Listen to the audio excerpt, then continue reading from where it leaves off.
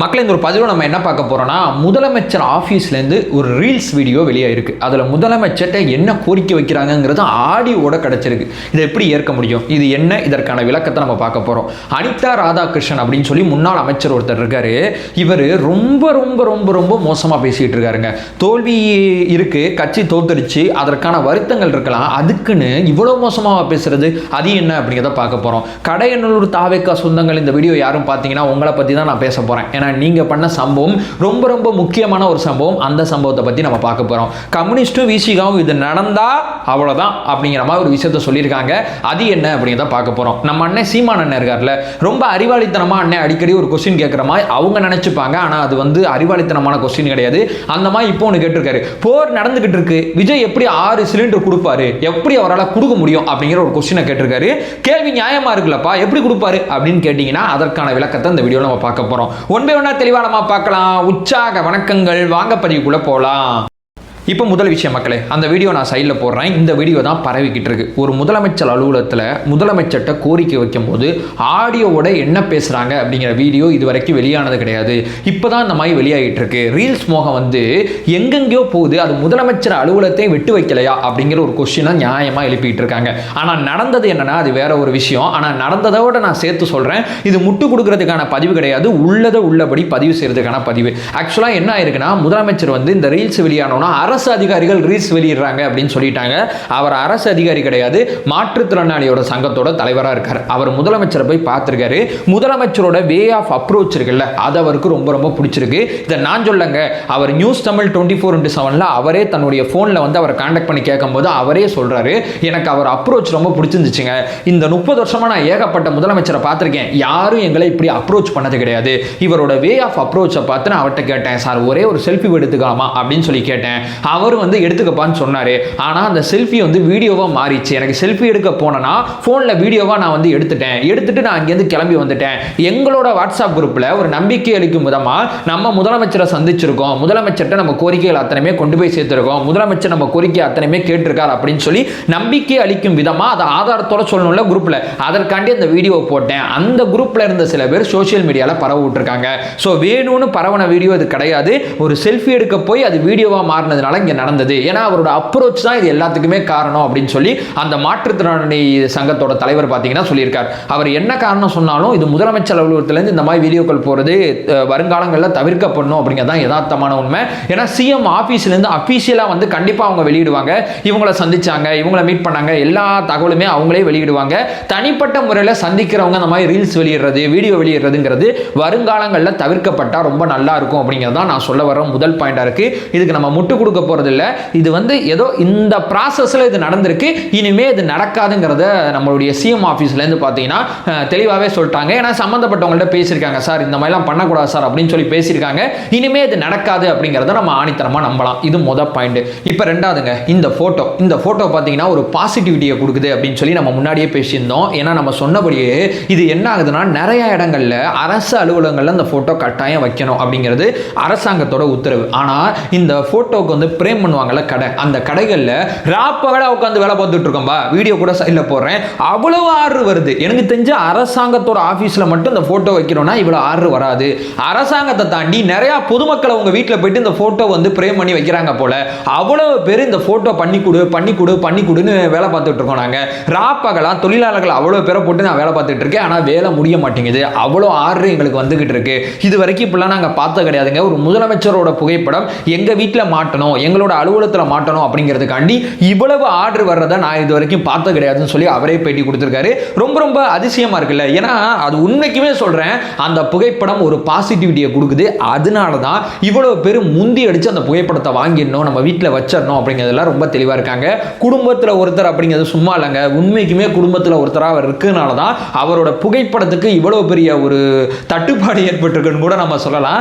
அவ்வளவு தூரம் பார்த்தீங்கன்னா அந்த தொழிலாளர் வர்க்கம் ரொம்ப ரொம்ப நல்லா இருக்காங்க. அந்த ஃப்ரேம் பண்றாங்கல்ல, அவங்களுக்கு ஒரு நல்ல வருமானம் இதன் மூலமா கிடைக்கும் போது ரொம்ப ரொம்ப மகிழ்ச்சியா இருக்கு அப்படிங்கிறது நான் சொல்ல வர ரெண்டாவது பாயிண்ட். இப்போ மூணாவது பார்த்தீங்கன்னா, கடையநல்லூர் தாவேக்காவோட சொந்தங்கள் இவங்க என்ன பண்ணியிருக்காங்க, அவங்க ஊரில் இருந்த அம்மா உணவகத்தை போய் விசிட் பண்ணியிருக்காங்க.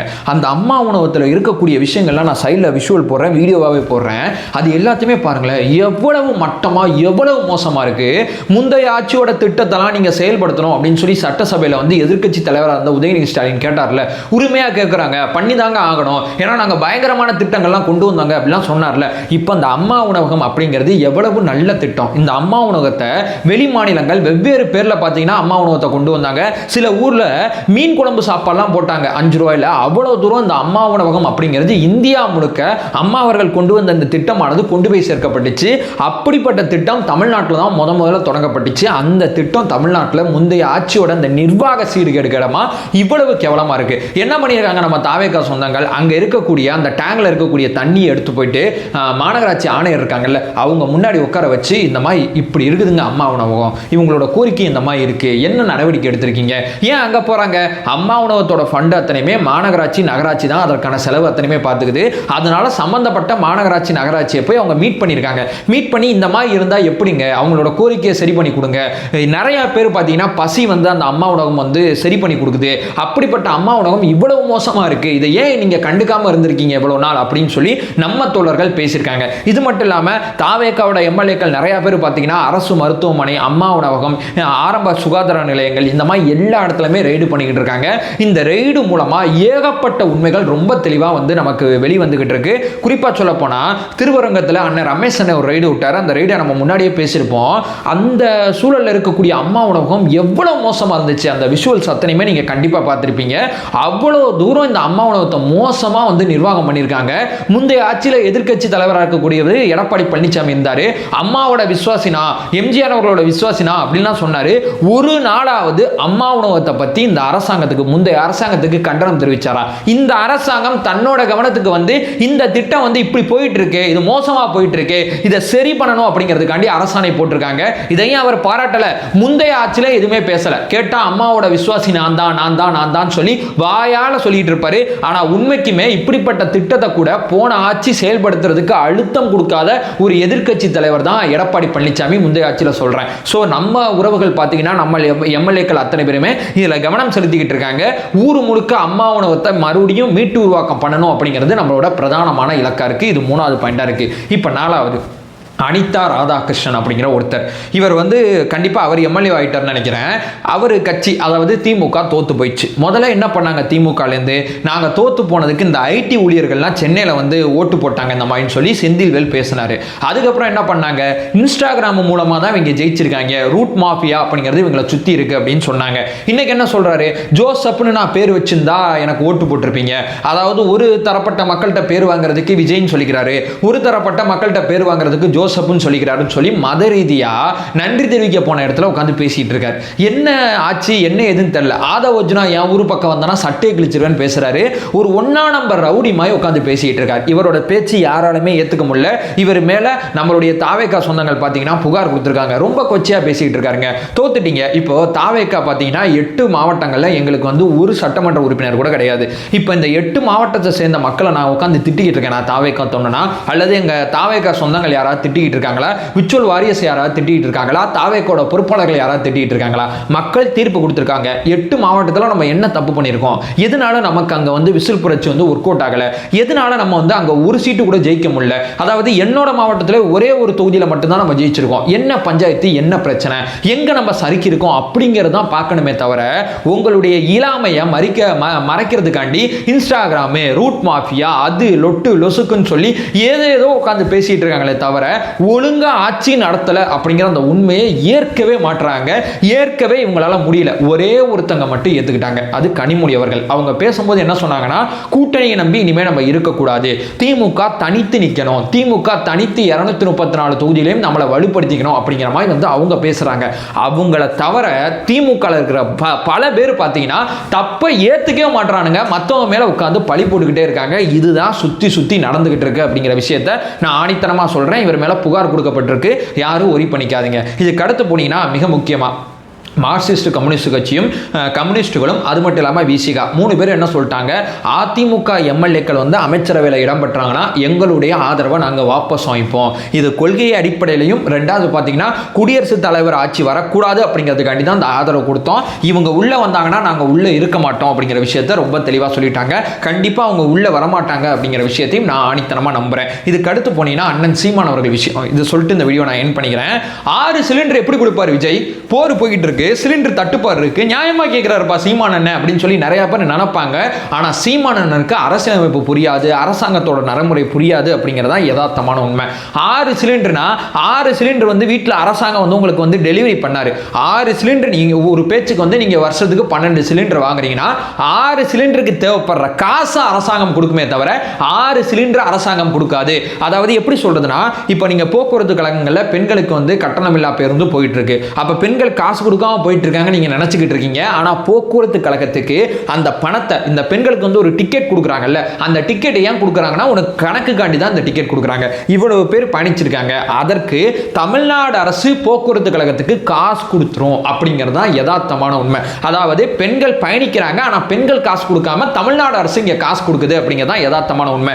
இப்ப 100 யூனிட் மின்சாரத்துல இருந்து இப்ப 200 யூனிட் மின்சாரத்துக்கு மாத்திருக்காங்கல்ல, இந்த 100 யூனிட் வந்து இப்ப எக்ஸ்ட்ரா கொடுக்குறாங்கல்ல, அதற்கான காசை மின்சார வாரியத்துக்கு தமிழ்நாடு அரசு கொடுத்துரும் அப்படிங்கிறதா யதார்த்தமான உண்மை. இந்த மாதிரி இப்ப இந்த 6 சிலிண்டர் நம்ம கொடுக்க போறோம்ல, இந்த 6 சிலிண்டருக்கான காசை தமிழ்நாடு அரசு அந்த சிலிண்டர் கம்பெனி கொடுத்துரும்.